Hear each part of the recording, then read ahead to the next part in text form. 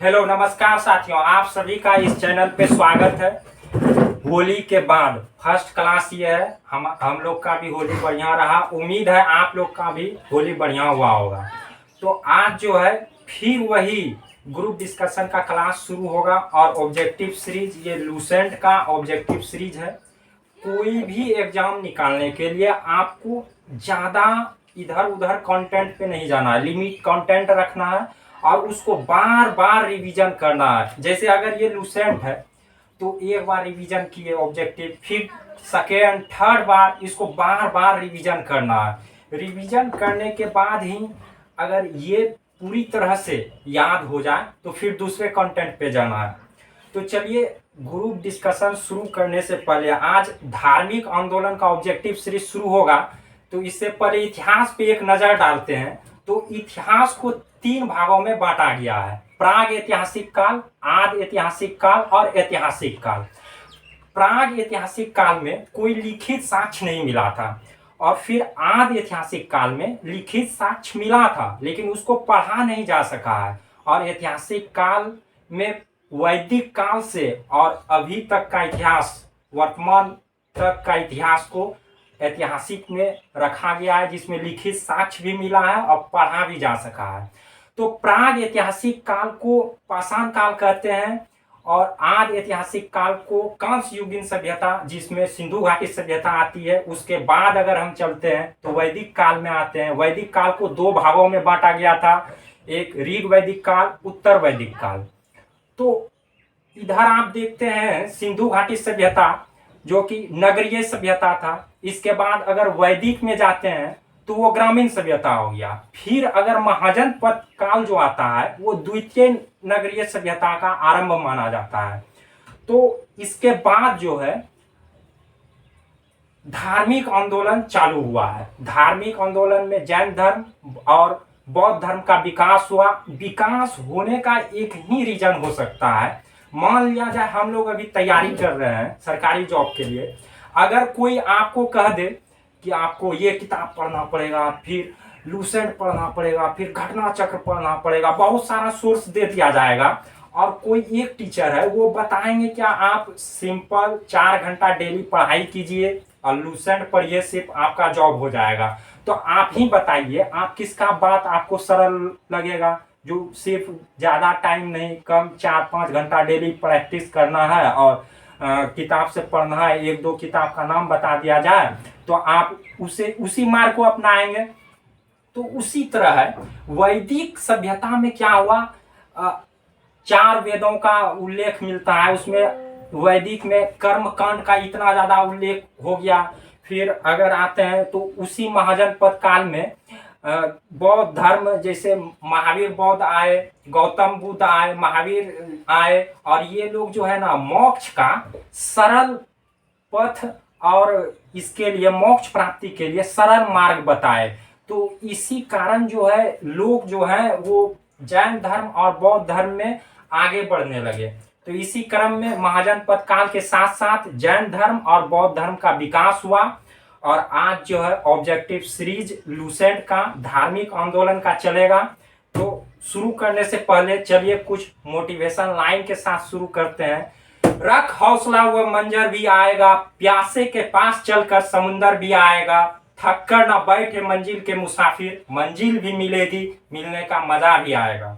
तो चलिए धार्मिक आंदोलन का ऑब्जेक्टिव सीरीज शुरू करेंगे। आप लोगों को जवाब देना है। जैन परंपरा के अनुसार जैन धर्म में कुल कितने तीर्थकर हुए? 24। जैन परंपरा के अनुसार कुल कितने तीर्थकर हुए? 24। त्रिपिटक धर्म ग्रंथ है बौद्धों का। त्रिपिटक धर्म ग्रंथ है बौद्धों का। बुद्ध ने किस स्थान पर महापरिनिर्वाण प्राप्त किया? कुशीनगर। महापरिनिर्वाण का अर्थ होता है मृत्यु। बौद्ध के लिए विक्रमशिला विश्वविद्यालय की स्थापना किसने की थी? धर्मपाल ने। विक्रमशिला विश्वविद्यालय की स्थापना किसने की थी? धर्मपाल ने। किसके द्वारा तृतीय बौद्ध संगति को संरक्षण प्रदान किया गया? अशोक से। बौद्ध ग्रंथ पिटकों की रचना निम्नलिखित में से किस भाषा में की गई? पाली में। बौद्ध ग्रंथ की भाषा क्या थी? पाली। पाली। नेपाल में बौद्ध धर्म का गमन किसके द्वारा किया गया था? अशोक द्वारा। सांची, सांची क्यों विख्यात है? सबसे बड़ा बौद्ध स्तूप के लिए। सांची क्यों विख्यात है? सबसे बड़ा बौद्ध स्तूप के लिए। महावीर का जन्म किस क्षत्रिय गोत्र में हुआ था? जांत्रिक में। महावीर की माता कौन थी? त्रिशला। महावीर की माता कौन थी? त्रिशला। गौतम बुद्ध द्वारा अपने धर्म में दीक्षित किए जाने वाला अंतिम व्यक्ति कौन था? सुबोध। प्राचीनतम विश्वविद्यालय कौन था? नालंदा। प्राचीनतम विश्वविद्यालय नालंदा। किस भाषा का प्रयोग बौद्धवाद के प्रचार के लिए किया गया है? पाली।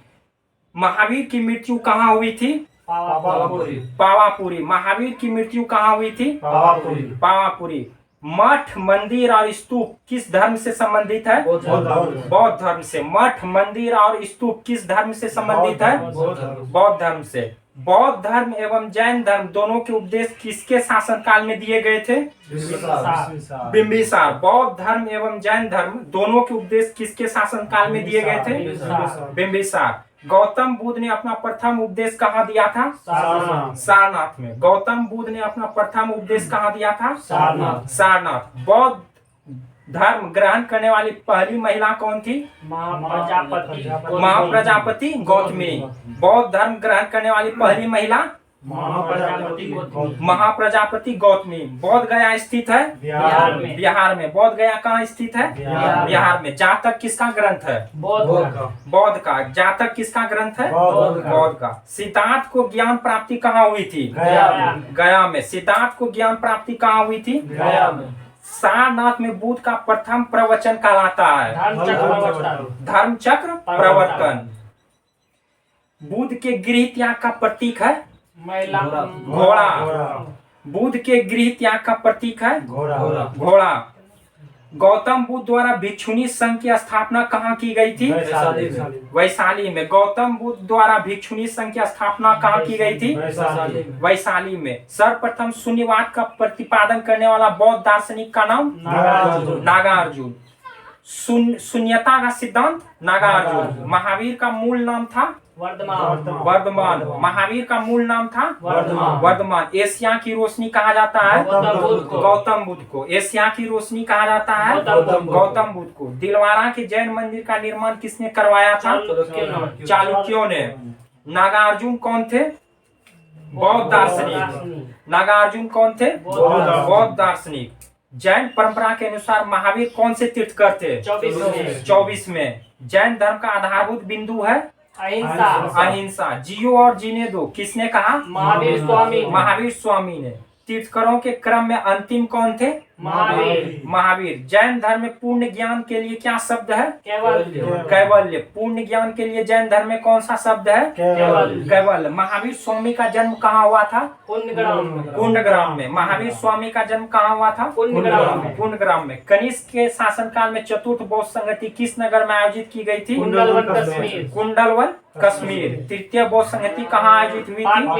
पाटलिपुत्र में। अशोक के शासनकाल में बौद्ध संगति किस नगर में आयोजित की गई थी? पाटलिपुत्र में। किस नगर में प्रथम बौद्ध संगति सभा आयोजित की गई थी? राजगिरी। प्रथम बौद्ध सभा संगति कहाँ आयोजित की गई थी? राजगिरी में। सबसे पूर्वकालिक जैन ग्रंथ कहलाता है? 14 पूर्व। आजीवक संप्रदाय के संस्थापक कौन थे? मखलीपुत्र गौसाल। मखली गौसाल आजीवक संप्रदाय के संस्थापक थे? मखली गौसाल। भगवत संप्रदाय के विकास में किसका योगदान अत्यधिक था? हिंदी यूनानी का। भगवत संप्रदाय के विकास में किसका योगदान अत्यधिक था? हिंदी यूनानी का। महावीर, भगवान महावीर का प्रथम शिष्य कौन था? जमाली। भगवान महावीर का प्रथम शिष्य कौन था? जमाली। त्रिरत्न, सम्यक धारणा, सम्यक चरित्र और सम्यक ज्ञान किस धर्म की महिमा है? जैन धर्म की। कौन सा स्थल पार्श्वनाथ से संबंध होने के कारण जैन क्षेत्र माना जाता है? समेत शिखर। बुद्ध की मृत्यु के बाद प्रथम बौद्ध संगति की अध्यक्षता किसने की? महाकश्यप। बुद्ध के जीवन काल में ही संघ प्रमुख कौन होना चाहता था? देवदत्त। स्यादवाद सिद्धांत है जैन धर्म का। गौतम बुद्ध का जन्म कब हुआ था? 563 ईसा पूर्व। बौद्ध शिक्षा का केंद्र था विक्रमशिला। भारत में सबसे बड़ा बौद्ध स्तूप कहाँ स्थित है? सांची में। सबसे बड़ा बौद्ध स्तूप कहाँ स्थित है? सांची में। सर्वप्रथम देवकी के पुत्र कृष्ण का वर्णन किया गया है किस ग्रंथ में?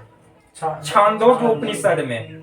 जैन समुदाय में प्रथम विभाजन के श्वेतांबर संप्रदाय के संस्थापक थे स्थूलभद्र। श्वेतांबर संप्रदाय के संस्थापक थे स्थूलभद्र। भारत में सबसे प्राचीन विहार है नालंदा। प्रथम जैन सभा का आयोजन कहाँ हुआ था? पाटलिपुत्र में। प्रथम जैन सभा का आयोजन पाटलिपुत्र। और द्वितीय जैन सभा का आयोजन वल्लभी। जैन साहित्य का संकलन किस भाषा व लिपि में है?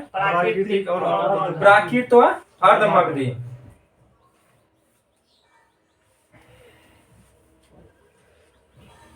मिलिंद पानो राजा मिलिंद और किस बौद्ध भिक्षु के मध्य संवाद के रूप में है? नागसेन। महायान बौद्ध धर्म में बोधिसत्व अवलोकितेश्वर को किस अन्य नाम से जाना जाता है? पद्मपाणि। बौद्ध धर्म और जैन धर्म दोनों ही विश्वास करते थे कि स्त्री और पुरुष दोनों ही मोक्ष प्राप्त कर सकते हैं। चलिए, जैन धर्म श्वेतांबर एवं दिगंबर संप्रदाय में कब विभाजित हुआ? चंद्रगुप्त मौर्य के समय। अच्छा, प्रथम बौद्ध संगति के अध्यक्ष कौन थे? महाकश्यप। और द्वितीय बौद्ध संगति के सवाकामी। तृतीय बौद्ध संगति के मौलिपुत्र तीस। और चतुर्थ बौद्ध संगति के वसुमित्र। बौद्ध संगतियों के 4 आयोजकों का सही क्रम क्या होगा? अजातशत्रु, कालाशोक, अशोक और कनिष्क। त्रिपिटक का अंग बताइए। सुत त्रिपिटक, विनय त्रिपिटक और अभिधम त्रिपिटक। ऋग्वेद में 2 तीर्थकरों का उल्लेख मिलता है, ऋषभदेव और अरिष्टनेमि का। ऋग्वेद में किन 2 जैन तीर्थकरों का उल्लेख मिलता है? ऋषभदेव और अरिष्टनेमि। केवलिन का क्या अर्थ होता है? पूर्ण ज्ञानी। जीन का इंद्रियों को जीतने वाला। महावीर का अपरिमित पराक्रमी। और निर्ग्रंथ का बंधन रहित। महावीर ने जैन संघ की स्थापना कहाँ की? बावा में।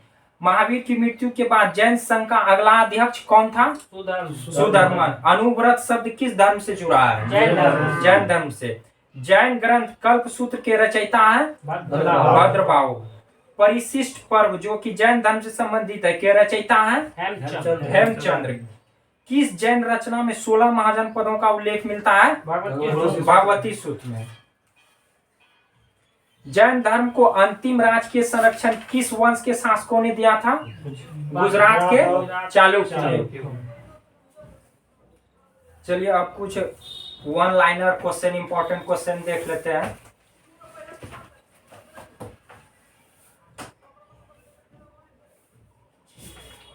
अच्छा, बौद्ध धर्म से जुड़े चिन्ह को बताना है। जैसे गर्भ, हाथी, जन्म, कमल, गृह त्याग, घोड़ा, युवावस्था, साण, ज्ञान प्राप्ति, बौद्धि वृक्ष, प्रथम उपदेश, चक्र, समृद्धि, शेर, निर्वाण, पदचिन्ह, मृत्यु, स्तूप। अच्छा, बौद्ध धर्म का प्रथम संगति कहाँ हुआ था? राजगीर में। अब कब हुआ था? 483 बीसी या ईसा पूर्व। राजा कौन था? अजातशत्रु। अब पुरोहित महाकश्यप। और दूसरा संगति कहाँ हुआ था? वैशाली में। कब हुआ था? 383 ईसा पूर्व। राजा कौन था? कालाशोक। और पुरोहित कौन था? सवाकामी। तृतीय कहाँ हुआ था? स्थान पाटलिपुत्र। और ईस्वी 200 ईसा पूर्व, 255 ईसा पूर्व। और राजा कौन था? अशोक। और पुरोहित कौन था? मौलिपुत्र।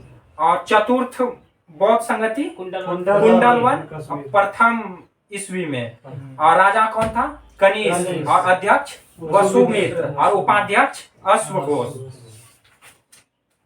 गौतम बुद्ध का जन्म हुआ था 563 ईसा पूर्व में। गौतम बुद्ध की मां संबंधित थी कोलिय वंश से। गौतम बुद्ध के बचपन का नाम सिद्धार्थ। महात्मा बुद्ध का महापरिणाम हुआ मल्ल गणराज्य की राजधानी कुशीनगर। बौद्ध धर्म के विरल हैं बुद्ध धर्म एवं संघ।